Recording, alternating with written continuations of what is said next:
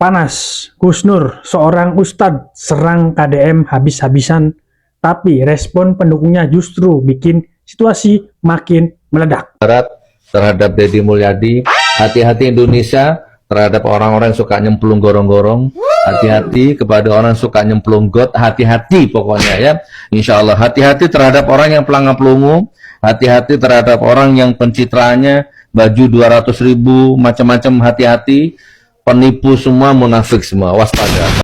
KDM disentil sama Gus Nur, bantu orang miskin kok dikontenin. Gus, daripada orang yang kagak ngonten malah nyusahin orang miskin, mending orang yang ngonten malah bantu orang miskin. Salam warga jaga desa. Selamat sore. Kemarin saya lihat di komentar ya buat Titi terkait si Gus Nur pembuka agama anu pelangap-pelongo dikhawatirin, tapi omongan teh rada nyeletit.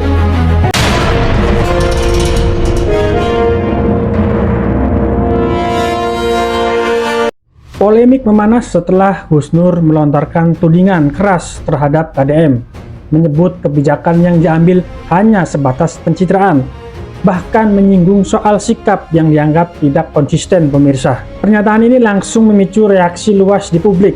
Pendukung KDM pun tak tinggal diam. Mereka membantah tudingan tersebut dan menegaskan bahwa setiap kebijakan memiliki dampak nyata bagi masyarakat. Sementara aktivitas konten justru dianggap sebagai bentuk transparansi. Oke pemirsa, kita langsung saja simak video selengkapnya seperti apa Gus Nur alias Sugih Nur ini yang dikenal sebagai pendakwah yang selalu mengkritik kebijakan-kebijakan pemerintahan, termasuk kebijakan dari Kang Deddy Mulyadi. Kita tonton sampai habis, silahkan berkomentar. Ini dia videonya. Kalau mau bantu fakir miskin nggak usah dikontenkan kalau memang pejabat. Kalau hanya begitu saya bisa, Ustaz.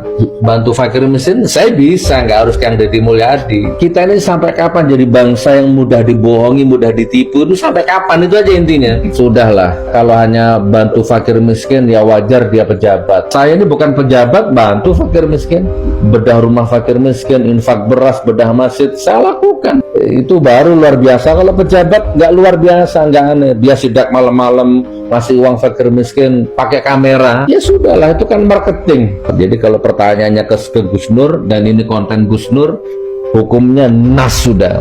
Mau dibayar 10 triliun saya coba bayar Kang Deddy, Gus Nur bayar jadi basernya Kang Deddy 10 triliun seminggu, nggak bisa. Udah sanas, nah talak 33 seorang ini.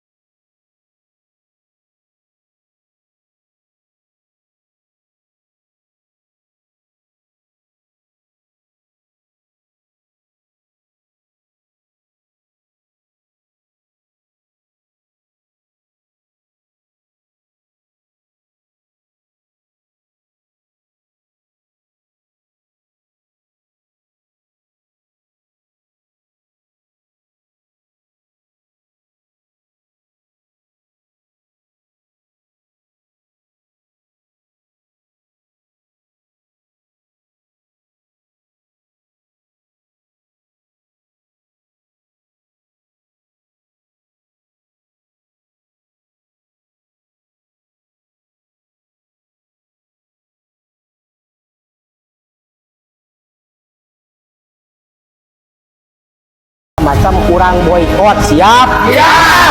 Bapak Aing. Gubernur kau. Assalamualaikum warahmatullahi wabarakatuh. Sampurasun, Baraya Sukapura dimanapun berada. Salam sejahtera bagi kita semuanya. Semoga sehat selalu dan berkah barokah.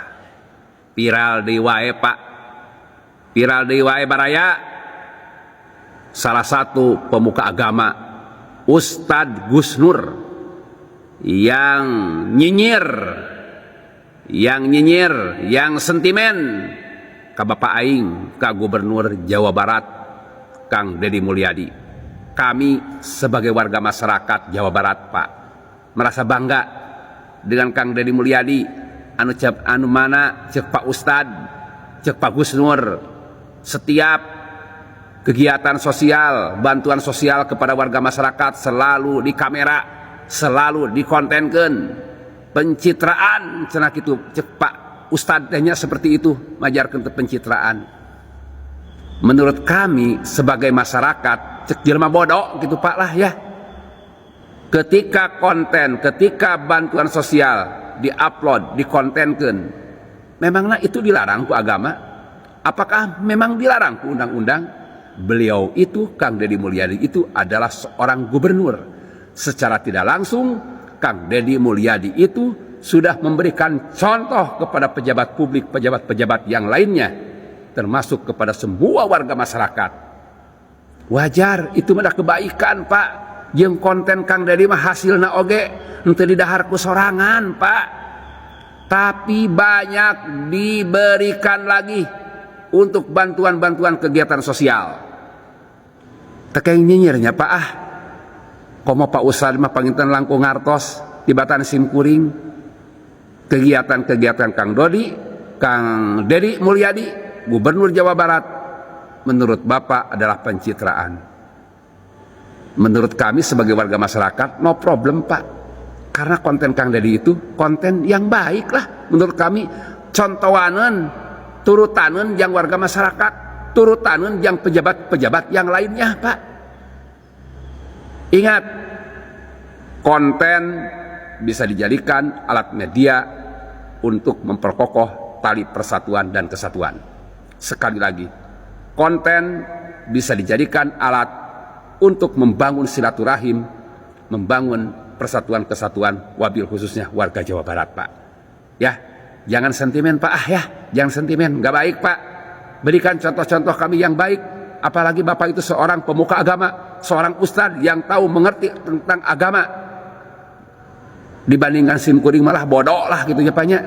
Program Kang Deddy Mulyadi yang awalnya pro kontra, di mana perpanjangan STNK tanpa KTP pemilik pertama sudah disahkan oleh Kang Deddy Mulyadi bisa diterapkan di seluruh Jawa Barat. Namun yang paling mengejutkan saat ini, namun aturan yang awalnya pro kontra yang dibuat Kang Deddy Mulyadi ini ternyata sudah diusulkan oleh Biro Korlantas Polri. Program Kang Deddy Mulyadi ini tidak hanya digunakan ataupun diberlakukan di Jawa Barat, tetapi akan diberlakukan secara nasional. Itulah kecerdasan Kang Deddy Mulyadi dalam menganalisa sesuatu yang kemudian dieksekusi. Hingga Kang Deddy Mulyadi pun banyak mendapatkan kritik dari awal. Hingga salah satu kepala Samsat di Soekarno-Hatta Bandung dinonaktifkan Kang Deddy Mulyadi karena tidak menerapkan aturan ini. Kang Deddy Mulyadi pun dihujani dengan berbagai kritik tajam, terutama dari salah seorang DPRD di Jawa Barat. Mengapa Kang Deddy Mulyadi mengambil langkah ini? Karena Kang Deddy Mulyadi tahu betul bahwa langkah-langkah sebelumnya yang sudah berpuluh-puluh tahun terjadi di Indonesia ini diduga keras justru memantik praktik korupsi di dalamnya. Salah satu contoh kasus misalnya, ketika pemilik kedua datang ingin membayar pajak, namun tidak ada KTP dari pemilik pertama, maka akan biasanya ditolak terlebih dahulu, yang kemudian dimasuki oleh calo-calo, dan calo-calo inilah yang biasanya meloloskan. Dan pada saat itulah biasanya diduga terjadi praktik yang merugikan rakyat. Semua hal ini berusaha dicegat oleh Kang Deddy Mulyadi. Korlantas Polri setelah melakukan penelitian panjang yang kemudian memikirkan bahwa apa yang dicanangkan Kang Deddy Mulyadi ini sangat menguntungkan bagi masyarakat. Apatah lagi dalam sebuah studi kasus bahwa dari 100% pembayar pajak kendaraan bermotor, bahkan dalam datanya hingga tidak mencapai 50% yang dikategorikan sangat taat membayar pajak. Apa yang membuatnya seperti itu? Salah satunya adalah hal teknokrasi yang berbelit-belit, di mana saat pemilik kendaraan yang tidak memiliki lagi KTP pada pemilik pertama, yang entah itu hilang atau pemilik pertamanya pergi entah kemana, ataupun telah wafat, tentunya itu akan menghambat dan membuatnya malas datang ke Samsat untuk memperpanjang STNK-nya, alias tidak lagi membayar pajak. Padahal ini adalah uang negara yang seharusnya dikelola untuk pembangunan bangsa dan negara. Hal-hal seperti inilah yang disingkirkan dan dibersihkan oleh Kang Deddy Mulyadi, yang dimana wacana Kang Deddy Mulyadi sedemikian rupa dibuat untuk mempermudah masyarakatnya dalam membayar pajak.